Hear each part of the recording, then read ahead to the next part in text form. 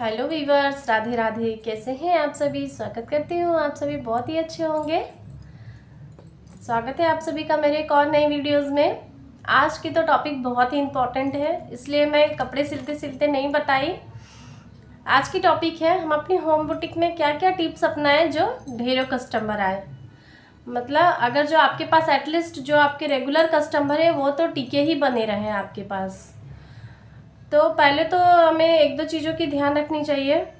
जैसे अगर मान लीजिए आपको कस्टमर है कोई कि मान लीजिए आप उससे 300 सिलाई मांग रहे हैं और वो 250 करने को कह रहे हैं, तो देख लीजिए आपकी पहले अगर जैसा भी पड़ती है, ये नहीं कि अगर आप 250 लगा रहे हैं तो उसे कम दाम की लाइनिंग लगा दे या कम रेट की अस्तर लगा दे और कम रेट की फॉल दे दे उन्हें।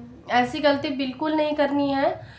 आप भले ही उनसे मतलब आपको नहीं पड़ रहा है तो आप उनकी कपड़े मत स्टिच करिए, बट अपनी ब्रांड में बिल्कुल कम मतलब हल्का चीज़ मत लगाइए, क्योंकि वो फट जाएगी, समय के साथ ख़राब हो जाएगी और आगे चल के वो आपको काम देंगे ही नहीं।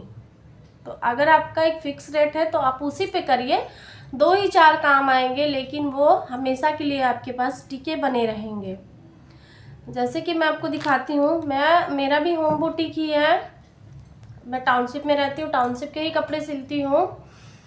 तो एटलीस्ट जो मेरे रेगुलर कस्टमर हैं वो तो हम मतलब बने टिके रहते हैं। मैं जो अपने टिप्स अब मतलब रखी हूँ, देख सकते हैं, मैं फॉल भी एकदम विमल के ही देते हैं। भले वो कोई मुझे 80 रुपीज़ दे, ऐसे 80 रुपीज़ है फॉल पिको का, दोनों का फॉल पिको करके ही यहाँ 80 ही चलते हैं। बहुत को 50 में भी करते हैं।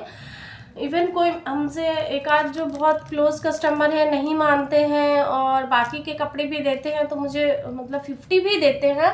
तो ऐसा नहीं है कि मैं उनमें 12 रुपये वाला भी एक आता है फॉल, तो वो मैं कभी यूज़ नहीं करती हूँ। मैं विमल की ये तो 20 रुपीज़ में मिलते हैं अब फॉल हमारे इधर ये, तो मैं यही फॉल यूज़ करती हूँ। देख सकते हैं ब्रांड भी है।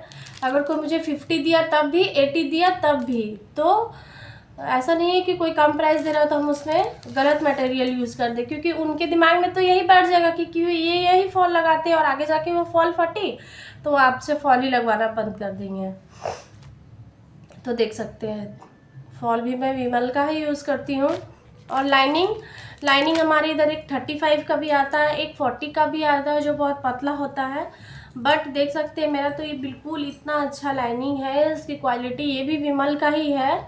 ये इतना अच्छा ठीक है, कटवाई हूँ मैं, 1-1 मीटर कटवा के लेती हूँ, इसलिए टैग निकल गई है। बड़े में 5 मीटर में टैग लगी रहती है विमल का। देख सकते हैं ये एकदम बिल्कुल फैब्रिक जैसा है, इसकी क्वालिटी एकदम सॉफ्ट है। देखिए इतना, देख सकते हैं इतना अच्छा फैब्रिक है ये विमल का। लाइनिंग 50 रुपीज़ मीटर पड़ती है मुझे ये। अगर कोई 250 रुपये भी मुझे ब्लाउज की दे, वो नहीं देते पैसे कोई कोई, और मतलब सिलवाना ही पड़ता है, किसी किसी का सिल ही देती हूँ, मना नहीं कर पाती हूँ।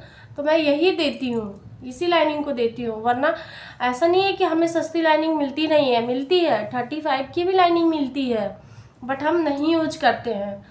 तो ये बात का भी ध्यान रखना है, मटेरियल अच्छा से अच्छा देना है। अगर आपको नहीं पड़ रहा है तो आप मत स्टिच करिए, एक फिक्स प्राइस रखिए, उसी के अंडर 2 ही कपड़े सिलिए, बट ये क्वालिटी आपको मेंटेन रखनी है, इससे आपके कस्टमर बने टिके रहेंगे। और एक इम्पॉर्टेंट टॉपिक है कि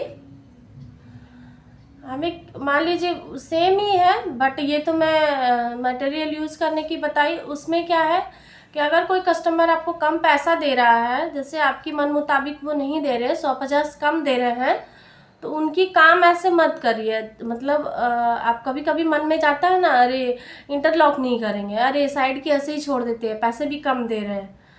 और मतलब काम अच्छे से करना है, बिल्कुल परफेक्ट। जितना आप महंगे पैसे वालों को ध्यान से करते हैं, उतना आपको कम पैसे वालों को भी उतना ही केयर से काम करनी है। ऐसा नहीं कि अरे वो तो कम पैसा दे रहा है, चलो जैसे तैसे निपटा देते हैं।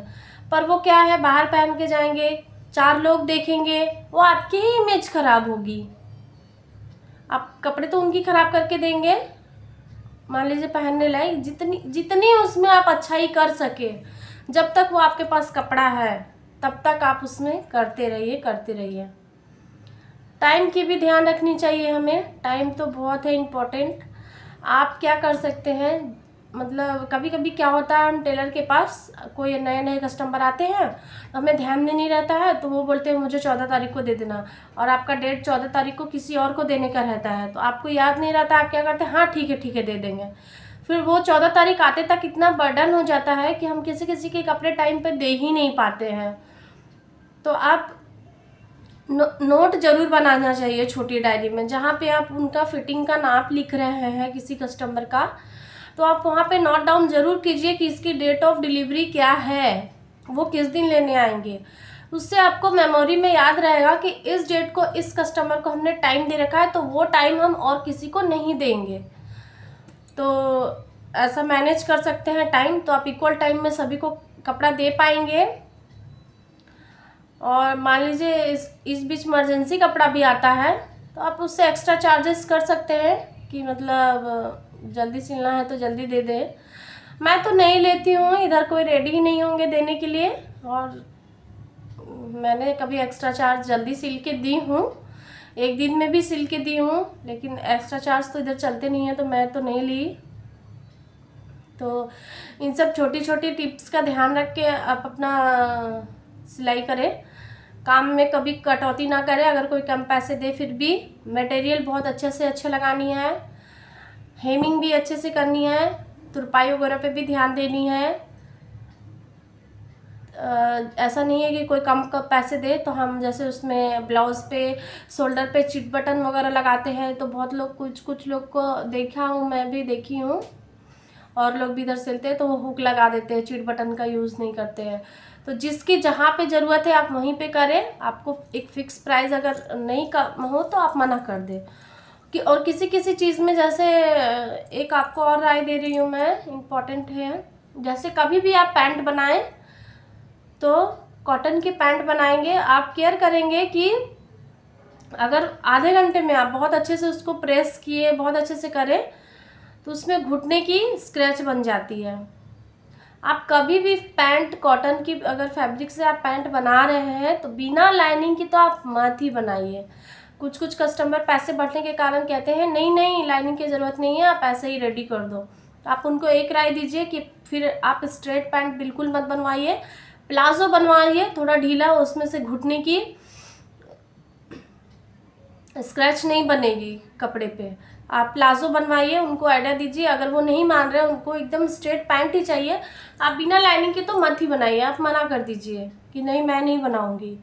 उससे आपकी भी खराब होगी, वो पैंट का लुक आएगा नहीं, वो आपको बोलेंगे कैसे पैंट बनाए हैं। तो जिसकी जहाँ पे ज़रूरत पड़ती है वो बिल्कुल ध्यान रखनी है हमें। आप उन्हें ऐसा राय दे सकते हैं लाइनिंग डलवाएंगे तभी ये पैंट रेडी होगा, वरना आप इसे प्लाजो बनवाएं, थोड़ा फैला रहेगा तो उसमें घुटने की स्क्रैच नहीं आएगी। अगर आपको पैंट लुक में ही एकदम बिल्कुल स्ट्रेट चाहिए तो बिना लाइनिंग के तो ये पॉसिबल नहीं है। इन सब बातों का ख्याल रखना है। धागा भी अच्छा डालना है, कितनी बार धागा के कारण हमारी सिलाई अच्छी से नहीं चलती है, कस्टमर को अच्छे से मतलब हैंडल करनी है। कैसी रही मेरी आपकी मैं जो आपको बताई वो टिप्स, कमेंट में ज़रूर बताइएगा अगर अच्छी लगी होगी तो। तब तक के लिए बाय, मिलते हैं कभी नेक्स्ट वीडियोस में। राधे राधे सभी को।